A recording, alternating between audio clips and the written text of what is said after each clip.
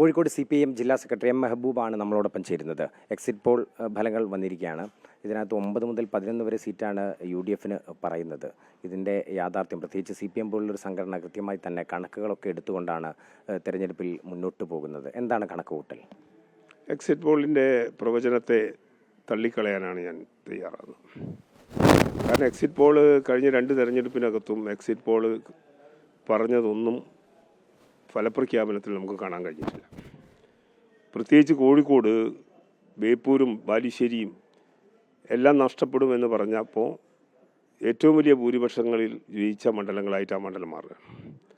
അതുകൊണ്ട് എക്സിറ്റ് പോളിൻ്റെ ഒരു പ്രവചനത്തിൻ്റെ മുകളിൽ നമ്മുടെ തെരഞ്ഞെടുപ്പ് പ്രവർത്തനവും അതിനുശേഷം വോട്ടർമാർ വോട്ട് രേഖപ്പെടുത്തിയതും എല്ലാം വെച്ചുകൊണ്ട് അതിനെ ആശ്രയിച്ചൊരു വാക്ക് പറയേണ്ട കാര്യമില്ല. ഞങ്ങളുടെ പ്രതീക്ഷ ഒരു വലിയ രീതിയിലുള്ള ഒരു അട്ടിമറി വിജയം ഈ കോഴിക്കോട് ജില്ലയിൽ ഉണ്ടാകും. ആ പ്രതീക്ഷയിൽ നേരത്തെ നിങ്ങളോട് പറഞ്ഞ അതേ പ്രതീക്ഷയിൽ തന്നെയാണ് ഞാൻ നിൽക്കുന്നത്. അതുണ്ടാകുമെന്ന് തന്നെയാണ് എൻ്റെ വിശ്വാസം. CPMൻ്റെ കുത്തക മണ്ഡലങ്ങളായിട്ടുള്ള പല മണ്ഡലങ്ങളിലും തിരിച്ചടി ഉണ്ടാകുമെന്നുള്ള തരത്തിലാണ് വിലയിരുത്തലുകൾ. ഏകദേശം എത്ര സീറ്റ് കിട്ടുമെന്നുള്ളത് CPM ജില്ലാ സെക്രട്ടേറിയറ്റൊക്കെ കൂടി തന്നെ ഒരു ചർച്ച നടത്തിയിട്ടുണ്ടാവുമല്ലോ. എണ്ണമൊന്നും പറഞ്ഞില്ലേ, ഞങ്ങൾ നിങ്ങളോടൊക്കെ പറഞ്ഞിട്ടുണ്ട്. ഞങ്ങളിപ്പോൾ ഞങ്ങളുടെ വർക്കിൻ്റെ ഭാഗമായി തന്നെ ഞങ്ങൾക്ക് നല്ലൊരു വിജയം നേടിയെടുക്കാൻ വേണ്ടി ഞങ്ങൾക്ക് സാധിക്കും എന്ന വിശ്വാസം തന്നെ. പിന്നീട് ഈ ഒരു വോട്ടിംഗ് പാറ്റേണകത്ത് അവർ പറയുന്ന കാര്യങ്ങളെയും അവിശ്വസനീയമാണ്. കാരണം ഇന്ന് എക്സിറ്റ് പോൾ പറഞ്ഞിരിക്കുന്നത് കേരളത്തിലെ ന്യൂനപക്ഷ വോട്ടർമാർ 63% UDFന് അനുകൂലമായിന്നാണ്. ഇടതുപക്ഷ ജനാധിപത്യ മുന്നണിയുടെ സ്ഥിരം വോട്ടർമാരായിട്ടുള്ള എത്ര ന്യൂനപക്ഷങ്ങൾ ഈ കോഴിക്കോട് ജില്ലക്കകത്തുണ്ട്? കേരളത്തിൽ ന്യൂനപക്ഷ വിഭാഗങ്ങൾ ഇടതുപക്ഷ ജനാധിപത്യ മുന്നണിയോടും വിശിഷ്യ CPIMനോടും ഒത്തുനിന്ന് പ്രവർത്തിക്കുന്ന നൂറുകണക്കിന് കാഡർമാരുള്ള മുന്നണിയാണ് ഞങ്ങളുടെ മുന്നണി. അപ്പോൾ ഇവരൊക്കെ വോട്ട് എങ്ങോട്ട് പോയി? ഏതർത്ഥത്തിലാണ്? അത്തരത്തിലുള്ള എന്തെങ്കിലും ഒരു കൺസോൾട്ടേഷൻ ഉണ്ടാകേണ്ട എന്തെങ്കിലും ഒരു വിഷയം എവിടെയുണ്ട്? കേരളത്തിലെ വോട്ടർമാർ അത്ര വിഡ്ഢികളാണെന്ന് കണക്കാക്കുന്നു. കാരണം ഭരണവിരുദ്ധ തരംഗമില്ലെന്ന് നിങ്ങളെല്ലാം പറയാം, എല്ലാവരും അംഗീകരിക്കുക. പിന്നെ വോട്ടർമാർ മാറി ചിന്തിക്കേണ്ട എന്തിനാ? വോട്ടർമാർ മാറി ചിന്തിക്കേണ്ട, ന്യൂനപക്ഷ വോട്ടർമാർ പ്രത്യേകിച്ച് ചിന്തിക്കേണ്ട എന്താ? മതനിരപേക്ഷതയാണ്.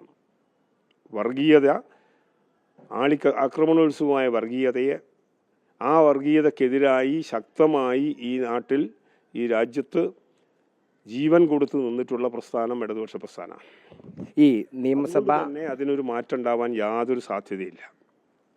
അത്തരത്തിൽ വഞ്ചിക്കപ്പെടുന്നവരാണ് ന്യൂനപക്ഷ വിഭാഗങ്ങളെന്ന് ഞങ്ങൾ കരുതുന്നില്ല, ഒരിക്കലും കരുതുന്നില്ല. ലോക്സഭാ തെരഞ്ഞെടുപ്പിൻ്റെ കണക്കും തദ്ദേശ സ്വയംഭരണ തെരഞ്ഞെടുപ്പിൻ്റെ കണക്കും വെച്ച് നോക്കുന്ന സമയത്ത് UDFന് എഡ്ജുണ്ട് എന്നുള്ളതാണ് അവരുടെ വാദം. ഒപ്പം തന്നെ നിയമസഭാ തെരഞ്ഞെടുപ്പുകളുടെ ചരിത്രം നോക്കുമ്പോൾ സ്ഥിതി അങ്ങനെയുമല്ല. അത്തരം ഒരു വിലയിരുത്തൽ നടത്തിയിട്ടുണ്ടോ? ലോക്സഭാ തെരഞ്ഞെടുപ്പിൻ്റെ ഒരു മാൻഡേറ്റും നിയമസഭയുടെ വ്യത്യാസമുണ്ട്. ലോകസഭയിൽ എന്താന്ന് പറഞ്ഞാൽ ഇടതുപക്ഷത്തിൻ്റെ സാന്നിധ്യം, ഇടതുപക്ഷത്തിന് നിന്നുകൊണ്ട് ഒറ്റയ്ക്കൊരു ഭരണം എന്നതെല്ലാം ജനങ്ങളിതെല്ലാം വിലയിരുത്തപ്പെടുന്നതാണ്.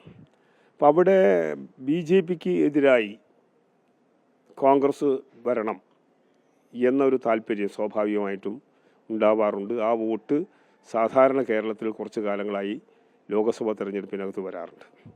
എന്നാൽ നിയമസഭ അതല്ല. നിയമസഭയുടെ തെരഞ്ഞെടുപ്പിന് വളരെ കൃത്യമായി നിയമസഭക്കകത്ത് എല്ലാ സന്ദർഭങ്ങളിലും ജനങ്ങൾ ഭരണവും ഭരണത്തിൻ്റെ നേട്ടവും ഭരണം ഉപയോഗിച്ചുകൊണ്ട് ജനങ്ങളെ സേവനം നടത്തുന്ന മുന്നണിയെയും തിരിച്ചറിഞ്ഞുകൊണ്ട് തന്നെയാണ് ഈ കഴിഞ്ഞ 10-15 വർഷമായി കേരളം കാണിച്ചിട്ടുള്ളത്. പ്രതീക്ഷയിൽ തന്നെയാണ്, തീർച്ചയായും പ്രതീക്ഷയിൽ തന്നെ. എക്സിറ്റ് പോൾ ഫലങ്ങളെ പൂർണ്ണമായും തള്ളിക്കളയുകയാണ് CPIM ജില്ലാ നേതൃത്വം. മുൻപ് തെറ്റിപ്പോയ എക്സിറ്റ് പോൾ ഫലങ്ങൾ ചൂണ്ടിക്കാട്ടിക്കൊണ്ടാണ് CPM ജില്ലാ നേതൃത്വത്തിൻ്റെ വിശദീകരണം.